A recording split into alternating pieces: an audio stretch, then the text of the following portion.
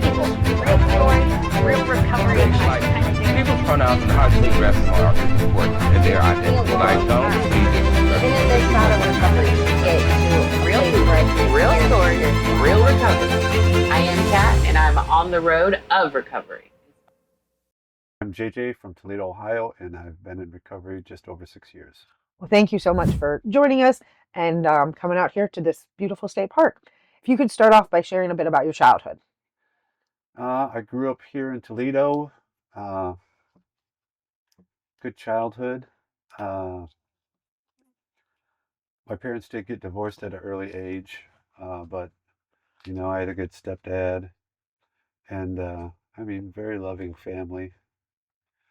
And it was a good childhood. I wasn't a really big fan of school.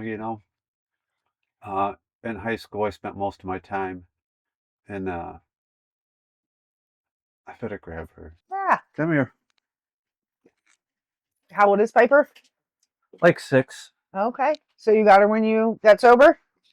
Her or him? I'm sorry. Her. Her. All Okay. right, come here. Let me take this collar off you, and you need to quit clopping on the floor. Come here. Sit down. There you go. Stay right there. Good girl. You're just so cute. Yes, you're just adorable. Yes. Okay. So, So school. What was school like for School. you? I really wasn't into school, but I got into partying early. Okay. My dad was a partier, and so I was around it all my childhood. hmm And so me and the cousins, we started smoking pot early, hmm drinking.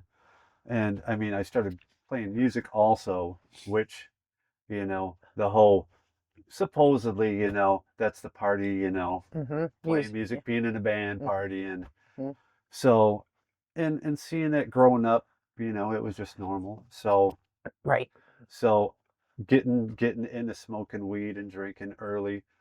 Uh, and then by the time I got into high school, you know, cocaine came into it.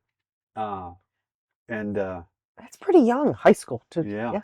So, And then, I really didn't like school, so I spent most of my days in art class. okay. So Yeah. I would hide in there. Mhm. When I turned 18, me and some friends that had a band moved out to Phoenix. Okay. And we moved out there at 18. And,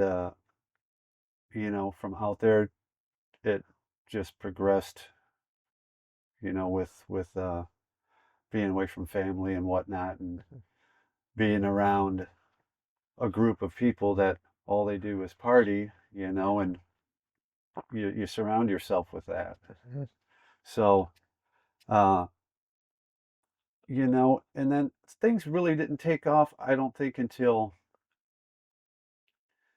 I don't know, maybe after I got uh, into a bigger band, Okay. and we were on tour. Mm. Free drugs, free alcohol, hmm did not help. Yeah. What'd you play? I played bass. Okay. Yeah. Very cool. What life was like for me on the road. Yes. Well, they made the mistake of upgrading me to first class flying from Japan to Australia. And before they were, by the time they were landing the plane, I had covered first class in puke, Oh my gosh. hanging my feet hanging out of the bathroom while they're landing the plane, and then going through Australia customs covered in puke. Oh. They probably still have a picture of me hanging up going, "Do not let this guy back here." Getting into, speed and stuff. And, my family was worried about me. They could see me deteriorating out there, hmm wondering when they were going to get the call if I was dead. hmm And a friend of mine, Johnny, came out, loaded up all my stuff, and brought me back to Toledo. Okay. Uh, and it was time. It was time for a change. hmm But, unfortunately, wherever you go, there you are. hmm So, Uh, I did get away from some stuff coming back to Toledo, uh, but the madness wasn't over. Okay. Could you talk about how that continued? Uh, so coming back to Toledo, we had we have a tattoo shop, the family, Mhm. and I don't know how, but yeah, people put up with me, Okay. uh, freaking out for no reason, Yeah. uh, throwing a table through my windshield, like I mean, stupid shit, tearing through the neighborhood, blew two tires. The police come over to the bar across the street and go, "We hear you're tearing up shit across the street." I'm like, "Well, it's my room." They're like, "Okay, we'll just knock it off." Right. Right. But Go ahead. no, it was just never ending. And then I mean, it just seemed like it just seemed like well, then you get into painkillers, Mm. and that's I think that's where things really started to spiral in Toledo. Uh, and you know, uh, I tried to get sober a few times, Mhm. and with no luck. And a friend of mine that was like a sister to me, they found her dead in a hotel room, and I told myself I wasn't gonna go to another funeral high, Okay. because you know, not too long before that, we lost my little brother to a brain aneurysm, and and I just seemed to go down further with stuff, Hmm. and her passing, I don't know, I don't know, it just gave me a push to try to That just shock, the maybe. shock to the system. Yeah. Uh, so I locked myself in my house for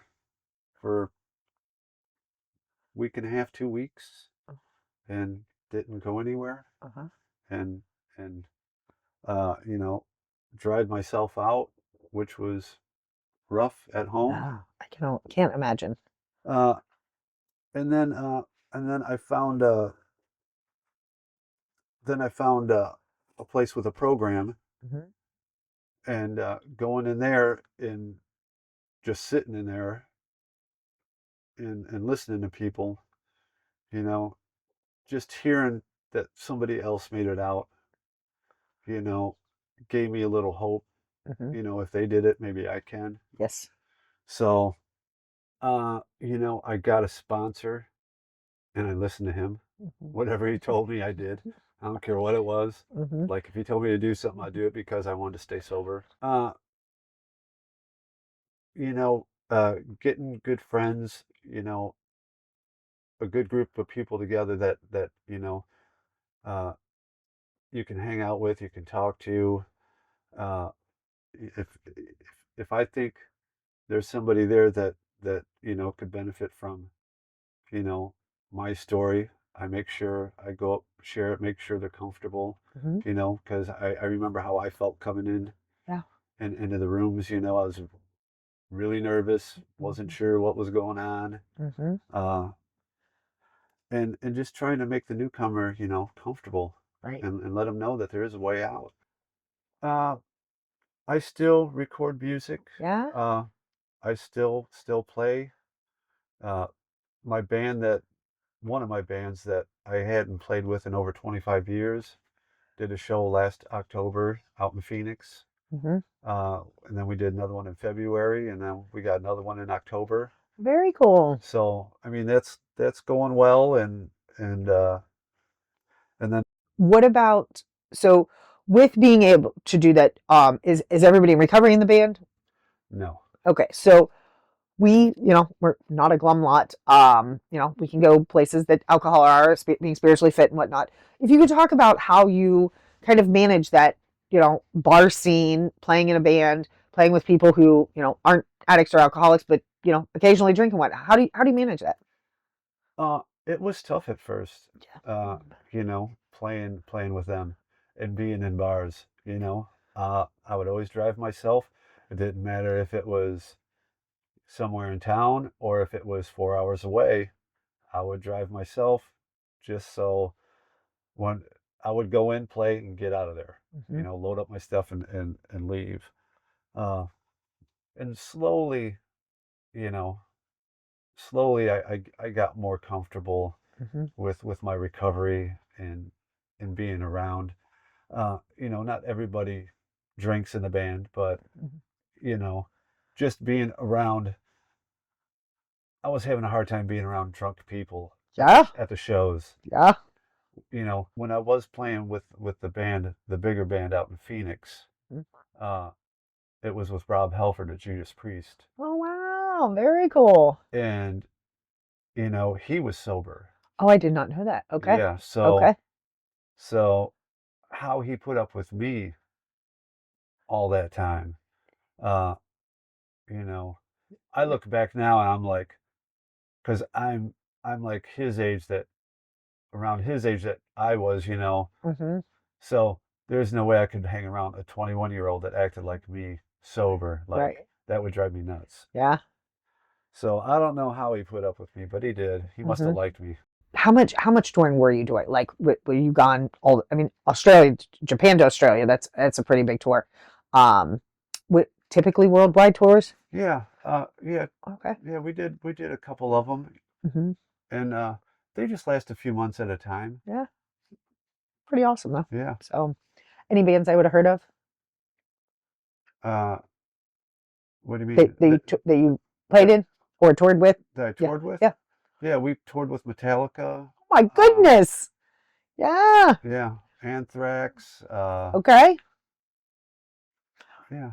Okay. Okay. So the final question then, we all have struggles throughout the day. Is there a words of wisdom or cliche, something that, you really go to that's been helpful that you could share? Make sure you have a good program, and if you need the help, get the help. Yes. Mhm. You know, and life is just so much better. You don't see that, when you're in the madness. Mhm. But if you just find that little bit of hope and hold on to it till you get going, nothing's that bad. Right. Nothing's Absolutely. ever that bad. It's only as bad as what you make it. Yes.